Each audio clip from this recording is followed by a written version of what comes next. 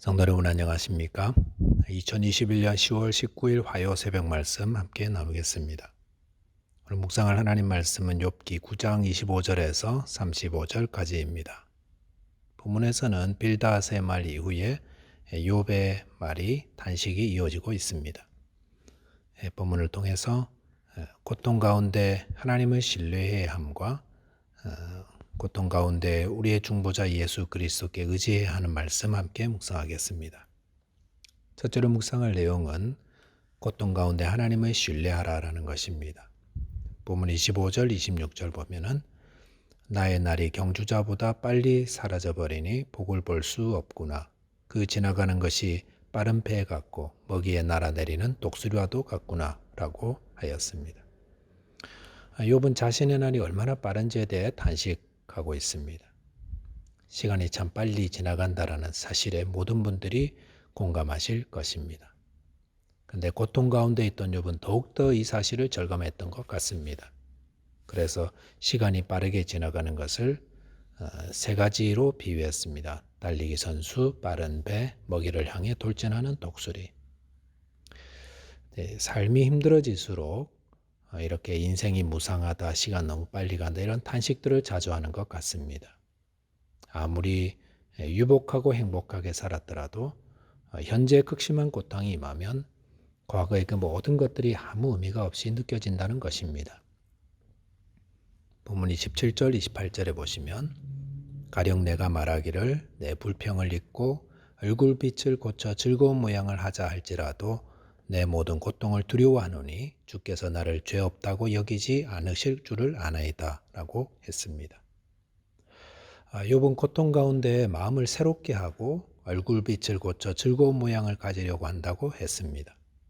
긍정적 마음을 가지고 일부러라도 미소를 띠고 괜찮은 체 하려 했다는 겁니다. 그런데 그는 이내 절망하고 말았습니다. 왜냐하면 제 아무리 고통에서 힘을 내고 일어서 보려고 해도 하나님이 위에서 욥을 죄 없다고 여기지 않을 것이라고 생각했기 때문입니다. 그래서 29절 보니까 내가 정죄함을 당할진대 어찌 헛되이 수고하리까라고 했습니다.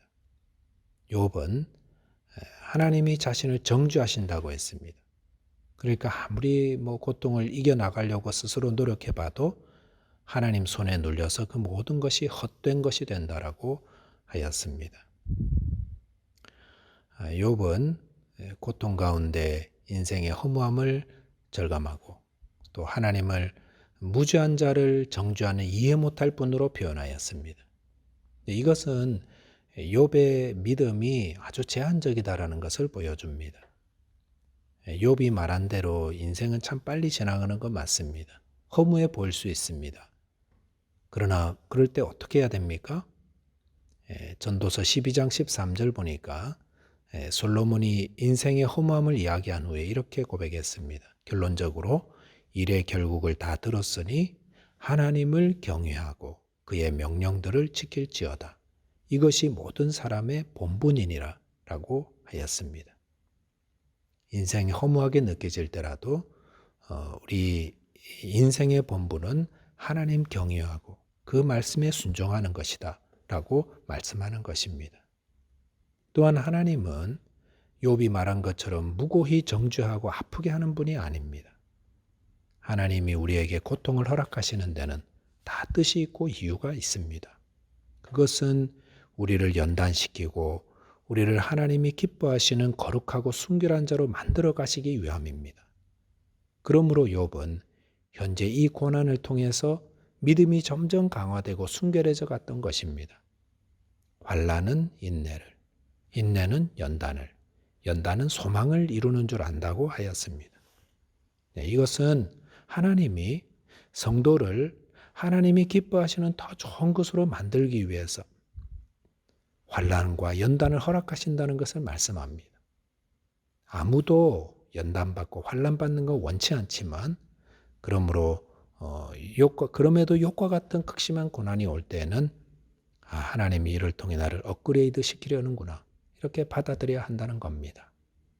저와 여러분께서 고통 가운데서도 하나님을 온전히 믿고 신뢰하게 되시기를 바라겠습니다.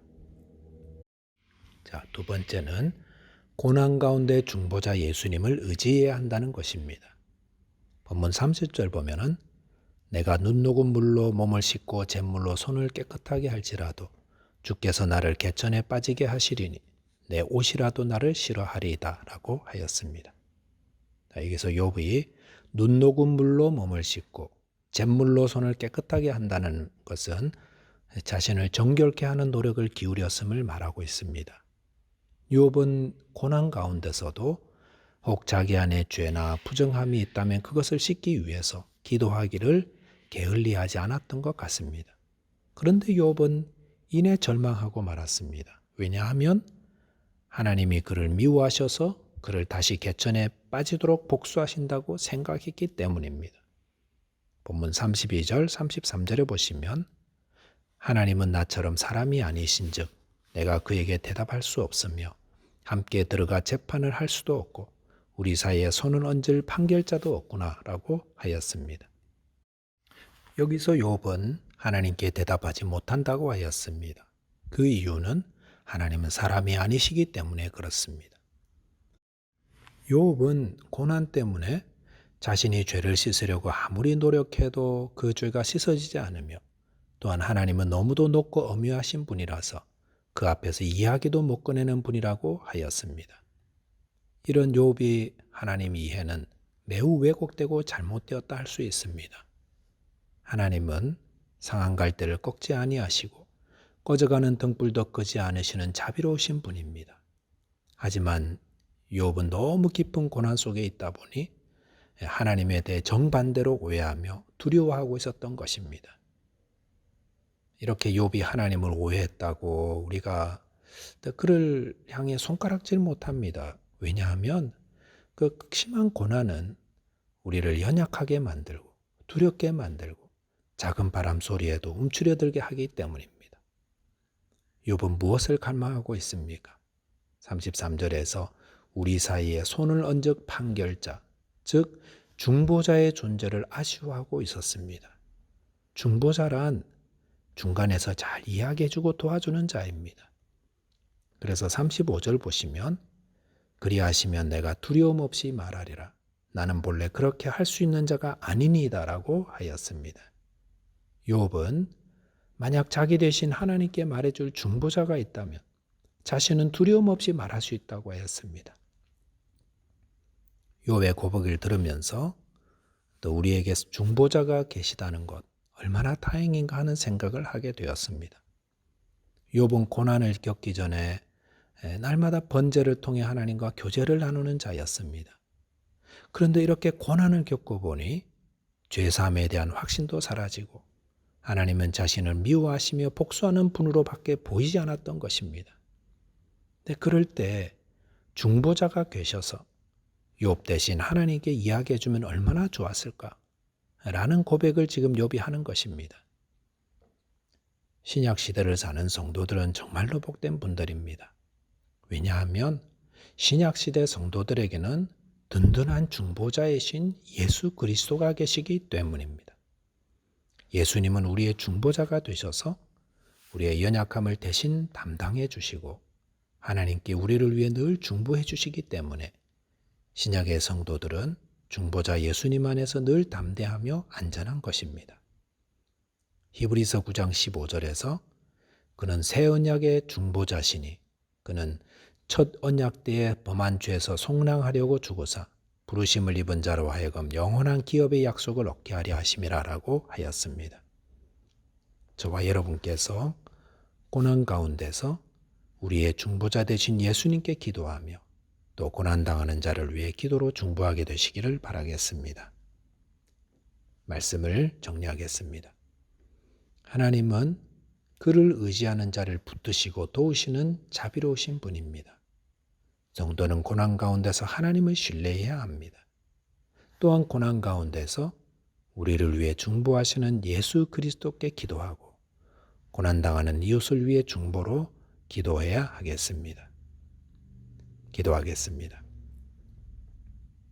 하나님 아버지, 주님은 고난당할 때 피할 길을 열어주시고 또 감당할 힘을 주시는 자비로우신 분이심을 고백합니다.